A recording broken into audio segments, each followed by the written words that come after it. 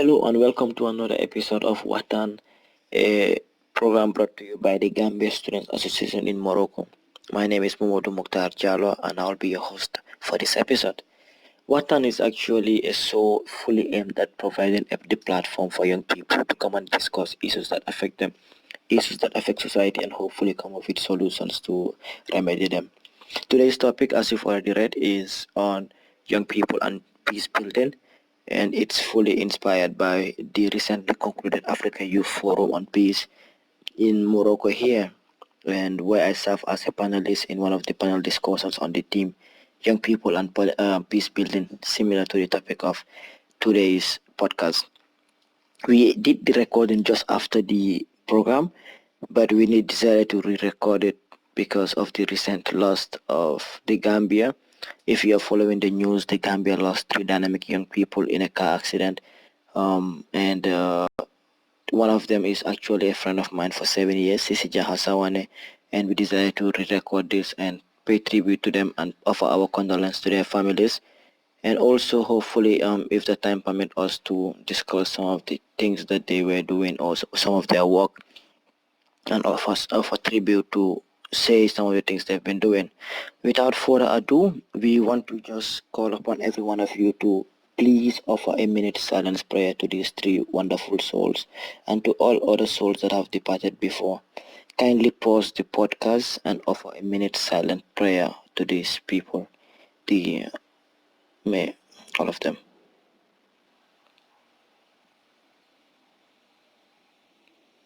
Allahumma Amin. May Jannah be their final abode. So quickly on the topic, you know, peace, it's a very wide topic, and I'm not going to take us through all of the theories surrounding peace. We will not have the time for that. I think that is something open for research, and all of us can make research in our different ways to learn more about it. So the topic today, or whilst talking on this, I'll be focusing more on my presentation on the topic as a panelist during the forum, where I focus more about inner peace, how do we attain inner peace, and social justice as a factor, a very big factor in ensuring that people are peaceful as a unit, as a family, as a region, before we talk about at a country level, national level, or a global level. So to me, I say peace is not only the absence of war. Peace is more than that. Peace is about attaining or being peaceful psychologically, meaning you should be psychologically stable to ensure that there is peace at the home, there is peace in the family, there is peace in the community, there is peace at the national level, and there is peace at the global level. Because to me, even though some of these conflicts or big wars that happen can be um, as a factor of politics, as a factor of ethnic or cultural problems and issues like that. But I think another very important issue, if they're taken care of, it's about the unit of the person, him or herself. It's about how peaceful that person is. But before that, I will just talk about social justice, and where I focus more on my social justice as a factor to attain peace. Where I believe, to me, this the second generation of rights are very important. That if people do not have these rights, they're in problem. So when we talk about the second generation of rights, we are actually talking about economic, social, and cultural rights of human beings. That is the right to education, right to health, right to right to have a proper environment to work at. All of those rights that you count, which are different from the political and freedom or liberty right. Then these are the rights I believe are very vital in ensuring that as young people, as a community, we live happily. Because let's face it, honestly, who we always say a hungry man is an angry man. So if there is no food in the stomach, somebody is angry and they are not peaceful. But how do we ensure there is food in the stomach? Is ensuring that person is educated to get the right job or a better paid job, or to ensure that this person, and the education can be both formal and informal. And then you talk about people having the opportunity or the access to job opportunities. So all of these are the factors that bring about the food. The food is not only about going to the kitchen and cook. Before you go to the kitchen and cook, there are other factors that have to be there. So I focus my area of discourse on that, on social justice, as a what, as a means of ensuring that there is peace. And I vividly remember one of my panelists was arguing that justice is a key factor to peace. When we look at most areas where there is conflict, actually it's either one group of people feel there is an injustice, that they are not highly represented or they are not respected, or people are not tolerable to whatever they're doing. That is why they have a problem.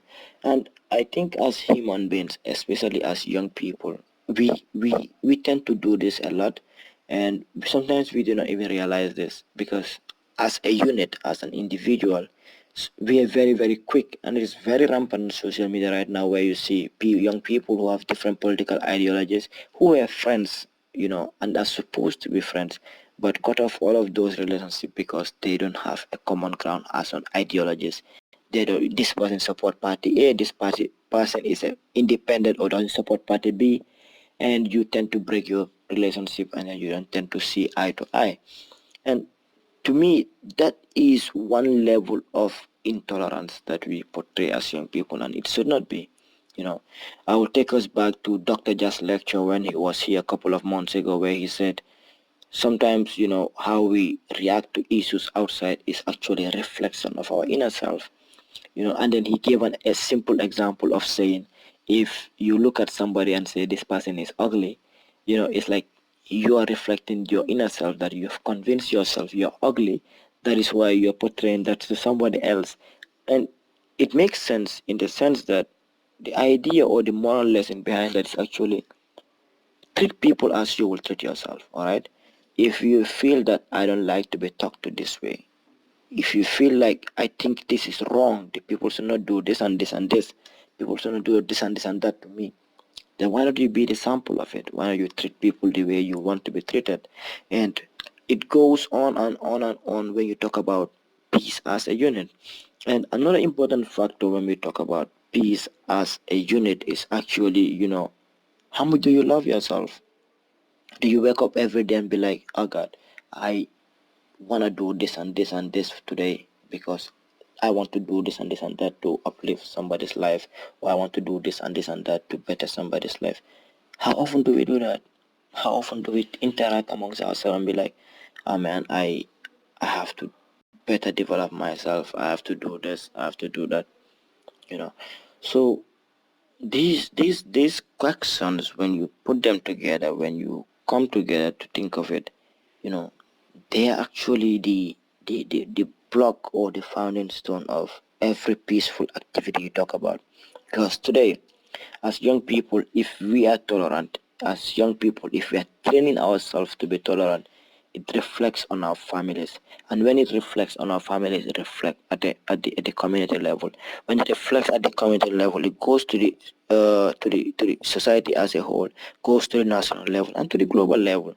I know it's a far-fetched ideology. It's probably a long run in making sure that we get peace at the global unit, or at the global level. But come to think of it, as you yourself, your citizen, do you ask yourself how much good you have done for the day? Because I equated peace to love. I said peace is love. So as much as you are a loving person, you are somebody who respects the rule of law, and you love people for who they are, you love yourself for who you are, you know, you are actually promoting peace. You are preaching peace at that level.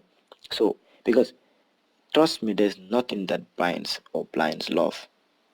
There's nothing that goes beyond that. If you love people, if you love people's ideology, if you love what people do, it's like a cover to everything else, and then you can always pass through it, and then you can always cherish people for who you are. You'll always be there. Oh boy, Binta, you're doing great, man. You tap the person on the back, keep it up. You know, that motivates somebody else to do something good, something worthwhile. You know, because when you love people, when you're trying to be peaceful and you love people, it's like you're trying to appreciate people for the things they do, for the things they don't do, for the things they want to do, And all of these is actually trying to say what? It's trying to promote love. And I think as much as we promote love within one another, as much as we promote community support to one another, you know, we expand this tolerance and peace. And I just said something recently. Peace, when you talk about love and all of that, is actually community. And if you are building a community based on love, you are building peace at a national level.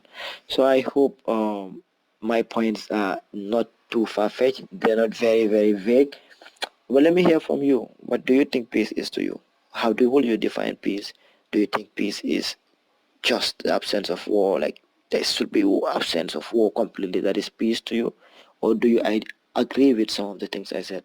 Comment below or text us about the things that you agree with and the things you want us to talk about more, or other topics that you want us to discuss, and we will get definitely talk about them. We'll definitely talk about all of those areas. So quickly about these people who passed away. They were actually the different people of different people of the same, if I may say, the same ethnic group, who were trying to go to the URR to promote the caste system, the peaceful tolerance of the caste system, because for many years now the caste system in the Sarahula community, it's sad to say, but it exists until today, where the slaves are treated differently from the nobles, quote unquote. And then it breaks all the barriers, and understanding the fact that the state has ratified all of the legal instruments that exist to promote people and treat people equally, including the UN Charter on Human Rights. So you realize that if if these people come up with their own ideas to promote peace without waiting for the government to act, because if the government should have acted long time ago, but they went on to promote this and end up dying in this tragic way. It shows you that at a unit level, when you love yourself so much, when you preach tolerance and peace, it always stems up, because you'll always want to fight for social justice. You'll always want to fight for justice for other people. And if you do that, it shows how beautiful you are from the inside and how beautiful you are from the outside. So Sise, for example, I don't know much about it, but Sise, for example, has been part of the peace ambassadors, and it's an association that has done a lot of tremendous work in the Gambia, in the youth work, in general, to promote peace, to ensure the young people go out and discuss peace. And we always say, as a motto of peace ambassadors, that in search of peace, meaning peace is still not attained, but people are still searching for it. And we hope we will find it soon as we start defining peace in our own ways. As soon as we start reacting to peace in our different ways, we will definitely get there. I thank you so much for being part of this episode. Please text us your comments, and then send in your own voice note, and we will definitely air it. Thank you so much for joining us, and I was your host, Momodou Muctarr Jallow.